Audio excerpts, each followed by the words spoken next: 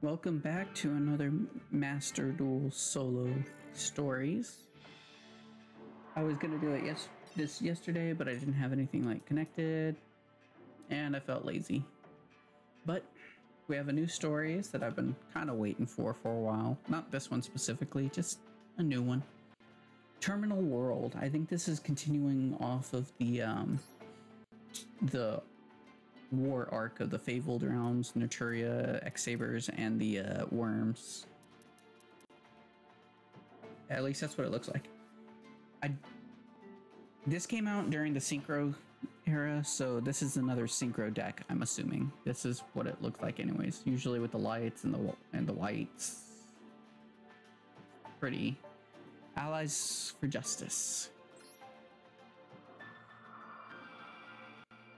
Okay, so this is another Allies of Justice one, but I guess this is the upgraded version.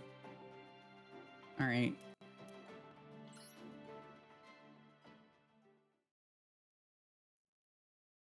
Mobile weapons on the field of battle.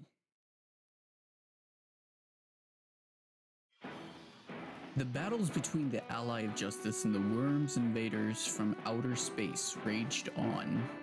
The arrival of the Ally of Justice mechanical masterpieces, Ally of Justice Catastrophe, seemed to be turning point in the battle. But as more of the smarter and larger worms entered the fray, Catastrophe, I'll just go with Catastrophe, alone could no longer withstand the onslaught. It needed to be stronger, it needed to be faster, it needed to be sharper. Something that once deployed on the battlefield would wipe out the worms and still be ready for the next fight. The development of such a weapon was fast-tracked. Engineers worked themselves to the bone to meet the new, more demanding specs. For it to perform as well as needed, they were forced to make it bigger and more complex. The weapon was bestowed with lots of new features, but this also made the development of sophisticated control units for such a sophisticated machine all the more difficult. The engineers racked their brains. At this rate, we'll lose the planet. We'll be overrun with worms. Then one engineer had an idea. Why don't we ask R-Genex to cooperate with us as a central control core? Oh, that's actually pretty smart. That's a really good way to implement R-Genex. They control the forces of nature like fire and water and have highly advanced tuning abilities, so shouldn't they be able to operate a big mobile machine? After some consideration, the proposal was approved. A R-Genex spare that had been adopted by the Ally of Justice was then embedded into the mobile weapon.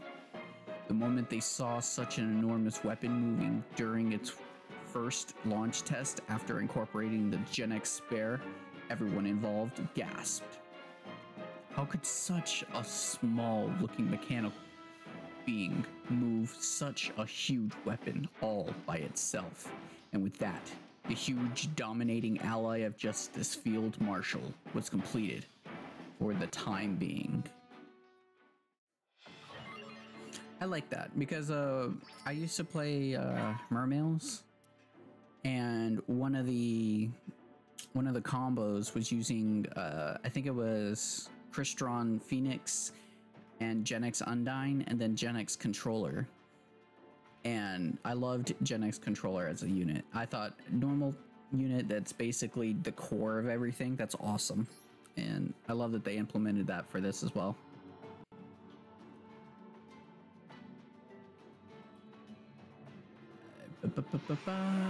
Here we go. Alright, so you can normal summon a R-Genex monster with the effect of Repair R-Genex Controller. Each time you add one to your hand, except by drawing, you can do this any number of times per turn. So bring out an army of R-Genex monsters and use them to synchro summon. That's very good. Repair R-Genex Controller. I've never actually seen this monster.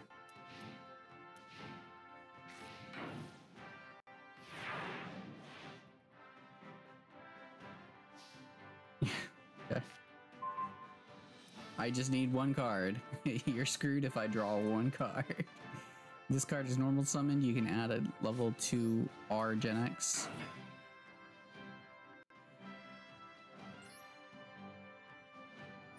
Okay. And then R-Genex Turing added. Link summon. Because I have a Link 1. What does Z do? You can only special summon and repair Genex once per turn. If this card is summoned, you can add one Genex monster from your graveyard to your hand once per turn. Interesting. If a Genex monster is added to your hand except by drawing it, you can immediately after this Genex monster. Also, you cannot special summon for the rest extra deck for the rest of the turn except synchro summon using the Genex. That's interesting. Okay. Usually I don't actually read the full length of the cards, but I'm really curious. I wanted to know if like this would end up helping Mermails. Because Mermails for me was just a ton of stuff. It turned into XEs, synchros, mostly synchros. I like doing the big whale combos. But this one would limit it. Yeah, this would limit it quite a bit. You would have to make a Mermail Genex deck. And that's not as fun for me. I like the whales more. But you can still basically do what the previous deck did, it looks like. If you go into this. Because I think what the combo would be is normal summon Undyne, send Phoenix, add controller, go into Spider. Spider summons Genex controller, and then you can probably go into this. But the problem is like there's no other Genex card in your hand. So I think what you would do is grab the Undyne from the graveyard. I may be mixing up some of the info. And this is also from the top of my head. I usually do better when they're all in front of me. Things are happening and I've just been ignoring it. When this card is normal summon, add to your hand 1 level. Okay. Deck to your hand. Okay, this is added to hand. Effective controller. Once per turn, if a Genex monster is added to your hand except drawing it immediately after this card or something. Oh, okay, yeah. Wait, so which one got it out of the graveyard? Grab Birdman. Yep, I've seen Birdman before. I need to check something out.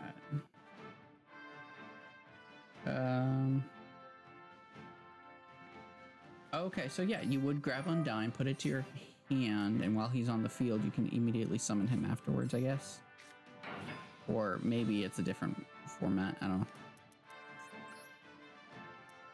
Ally of Justice Marshal. This attack card destroys the face down defense monster. Battle sends it to the graveyard, draw a card.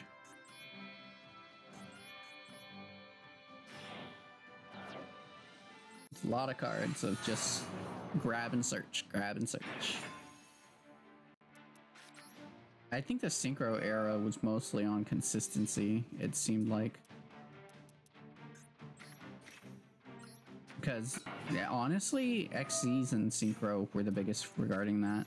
Before, it was just, like, less consistent for stuff to happen. You would really rely on trying to get the stuff you need. Oh, this is a different art for Undyne. What is this? I have the original one. That's... I like this art, though. Nah, I like the original way more. He's just kind of standing there.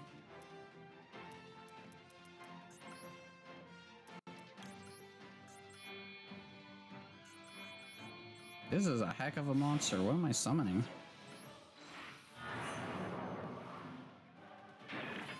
Interesting.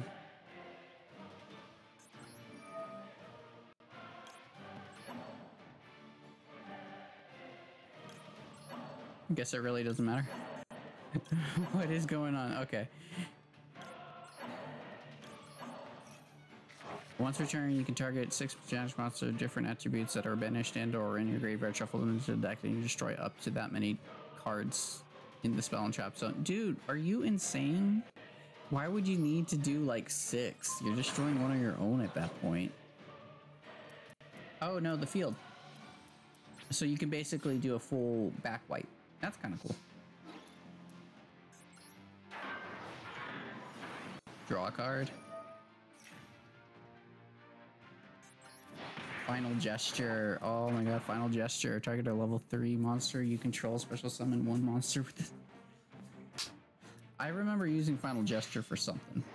It was in my Marines, or Mermails, but it was like a different variant of the Mermails where I used a lot more spells and stuff. But there was a card that I would use that made it so I was already not using spells for one of my decks. And I forgot what it was, but it was like you use it, you draw cards. And then you banish it and you search a card or you draw a card, something like that. A lot of really cool cards that they had for this series of for when I was playing. I have no idea what's happening now though. Alrighty, so what we get from these, you get a profile pic. The sleeves, oh that's cool. R-Genex spare, that's so cute. Alright. This one might actually be worth like getting just for the R-Genex spare. I'm pretty much good on my own like little hobby dudes, but for anyone who's interested, this little robot needs a friend.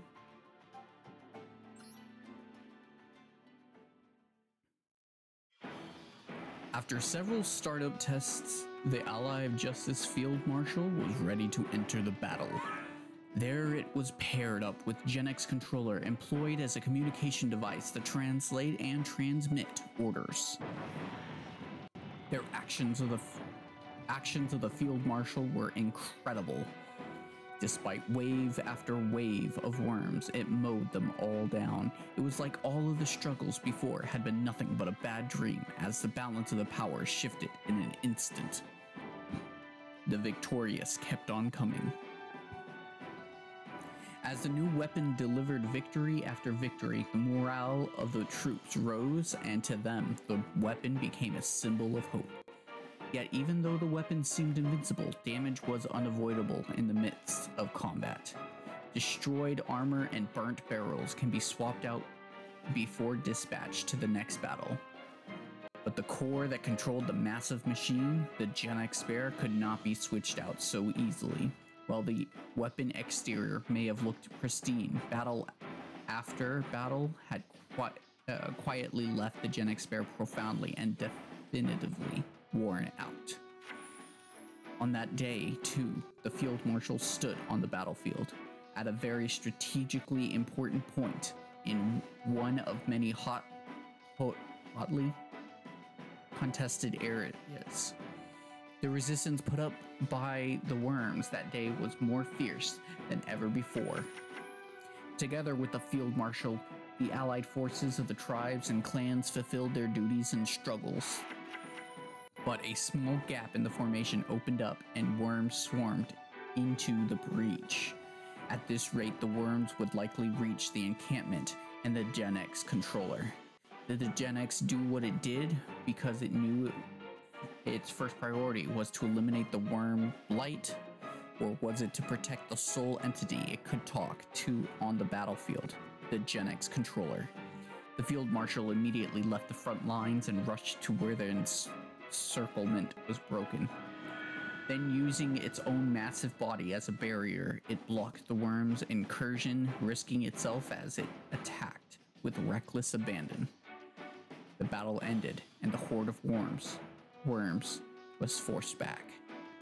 While the Ally of Justice had prepared for defeat at the base, it seemed to have been narrowly avoided. Oh, look, the little guy's up there on the top left.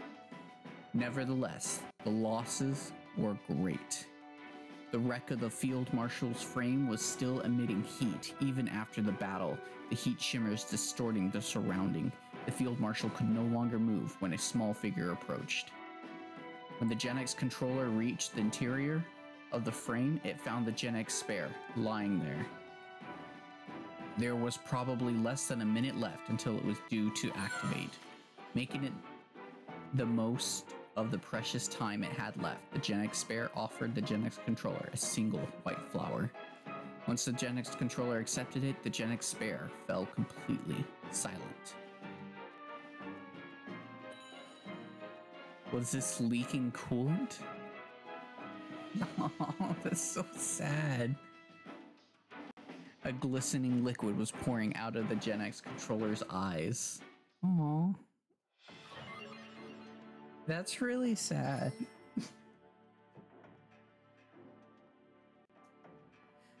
They must have been friends or something. That's so sad.